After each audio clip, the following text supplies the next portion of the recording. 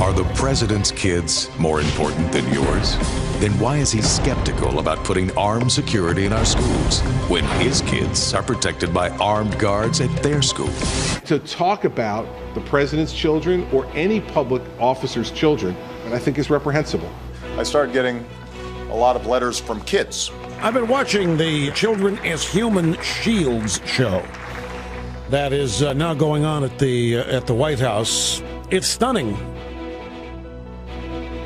The gun debate already hot and heavy this week before the second term even begins. Let's talk about that right now on our roundtable. I'm joined by George Will, as always, Cokie Roberts, Rick Santorum, former Republican presidential candidate and senator, now the head of Patriot Voices, former Michigan Governor Jennifer Granholm. Thanks for joining us, and Matthew Dowd. And George, we do have so much to get to today, but let's begin with this debate that has been joined that wasn't even on the agenda a couple of months ago. The president saying he's going to do everything he can to pass these gun proposals, but even David Plouffe signaling they're pretty realistic about what they can achieve.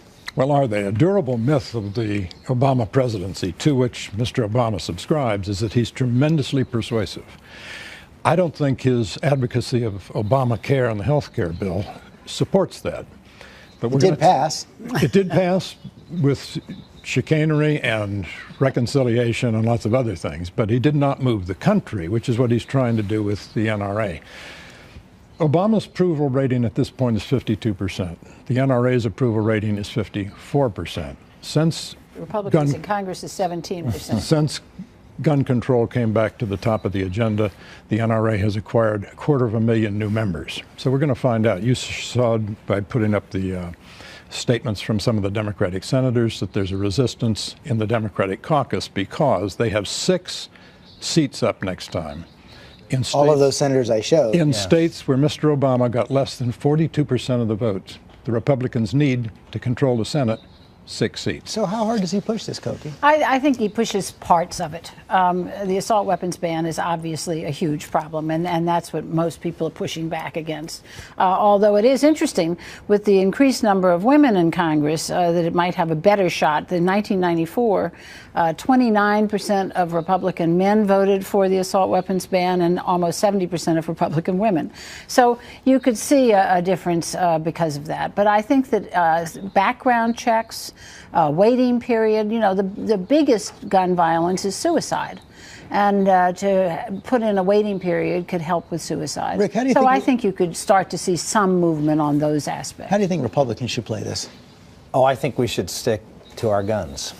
And, you know, George reminded me of something I said to him back in '94 when I ran for the Senate in Pennsylvania. He said, how am I going to win? And I said, guns. And I don't think that, I think it's even more important issue for people today, given the increasing level of violence in our society. People feel unsafe. And having a gun and gun ownership is part of how people can feel safer. And when you look at in my opinion, the disingenuousness of the administration, they met with the NRA, as you know, Joe Biden did, and the NRA brought up the fact that prosecutions for gun crimes and prosecutions for people who fill out who lie on their registration forms or gun forms are down under this administration. The vice president responded, we don't have time to devote to seeing whether people fill out a form right. Well, wait a minute. They're asking for more forms, and they're saying they don't have the time to fill out, to check what is. Are they serious about this, or is this just about politics? Well, first of all, let's be clear about why there has been fewer enforcements. I mean, the head of the ATF has been failed. There's been a failure to confirm because the NRA has been objecting. The NRA has objected to reasonable, pragmatic solutions, and that's what this is all about. This is not about taking people's guns away. It's about a narrow set of proposals that will enable us to help enforce the existing gun laws, the ban on assault weapons, and a ban on high-capacity magazines, and even a ban on armor-piercing bullets are overwhelmingly supported by the citizenry. 50% of men, 59% of women support an assault weapons ban. Same number for a ban on high-capacity magazines. I think the president views this. He sees himself as the protector-in-chief.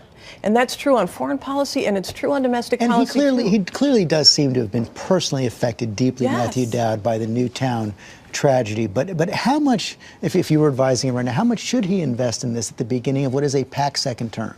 Well, he's definitely was affected by it, as every American was affected by what happened in that awful situation.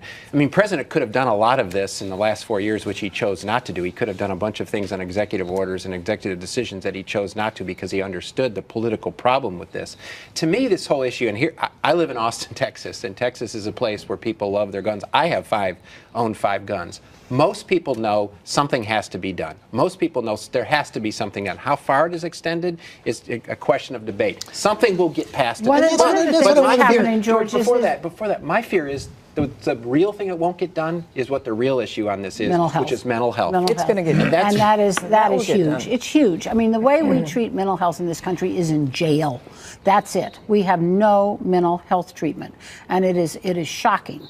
And it was, liberal good intentions of deinstitutionalization, sending people out into a community where there was nobody to take care of. Now, the president has decided, George, that he's going to invest. He's called for investing up to $100 million in this project Aware. He's going to want to help teachers, school officials identify people who might have mental health problems and be prepared to turn them in. The last bill Jack Kennedy signed before flying to Dallas, where he was murdered, was the deinstitutionalization bill that closed a lot of asylums and sent people into the society where we did not provide the community health centers. Second point, the vast majority of people involved in gun violence are clinically sane.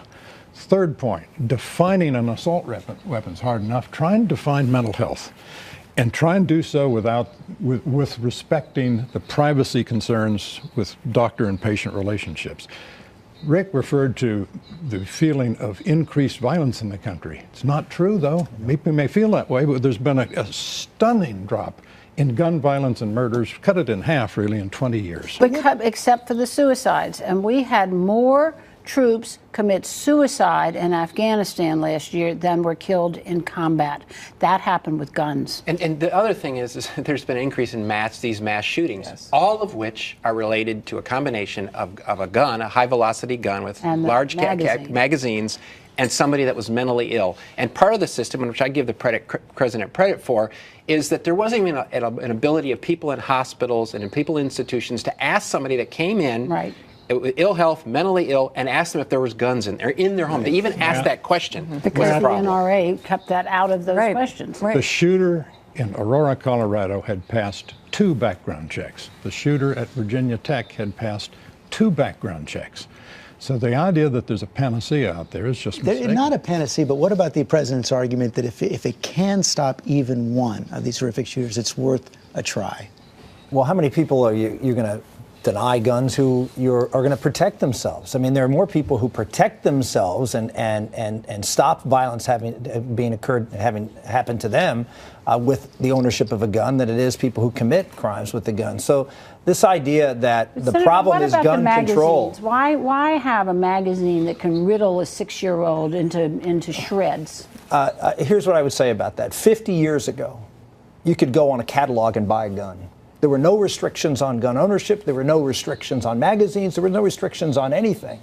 And we had a lot less violence in society than we do today. The idea of pointing to the gun instead of pointing to society, and not one thing the president did dealt with Hollywood and gun violence and video games and all of the glorification of violence. Armor-piercing bullets. Why do we need to protect Hollywood putting films in front of us that glorify? I'm asking you specifically. I'm deflecting. You're deflecting. You are too. Why not armor-piercing bullets? Why do you need that? Because we're talking about a particular type of bullet that is and can be available. Do you don't wear armor? Why do you need an armor-piercing bullet? But criminals could. And having the ability to defend, having the ability to defend yourself is something that is a right in our country. That's going to have to be the last word right now. We have to take a quick break. Lots more Roundtable ahead.